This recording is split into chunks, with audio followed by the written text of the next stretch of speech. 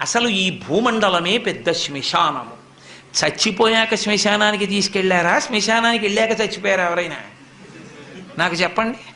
శ్మశానానికి వెళ్ళి చచ్చిపోయిన వాడు లేడు. ఇంట్లో చచ్చిపోయాడు, హాస్పిటల్లో చచ్చిపోయాడు, రోడ్డు మీద చచ్చిపోయాడు, ఎక్కడ పడితే అక్కడే చచ్చిపోయారు. ఆఖరికి నేను ఇప్పుడు గట్టిగా మాట్లాడుతుంటే ఈ ధ్వని ప్రకంపనలకి సూక్ష్మాంగ జీవులు చచ్చిపోయాయి. చచ్చిపోయినదంతా అమంగళత్వం, కానీ చచ్చిపోయిన వాడిని బ్రహ్మాండంలో కలిపింది ఎదుగు అమంగళత్వం అయింది.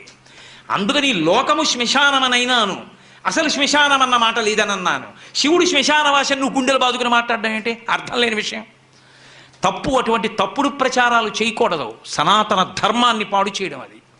కాబట్టి పరమశివుడు అనుశాసనిక పర్వంలో ఇటువంటి వాళ్ళు పుడతారని తెలిసే పార్వతీదేవి చెప్పించింది ఆయన నోటి వెంటే. నేను అందుకుంటాను అక్కడ కాదు. అక్కడ భూత ప్రేతములు ఉంటాయి, అవి ఇళ్లల్లోకి చొరబడతాయి. చొరబడవనుకుంటున్నారేమో. ఉత్తిష్టంతో భూత పిశాచాహ అని ఎందుకంటున్నారు?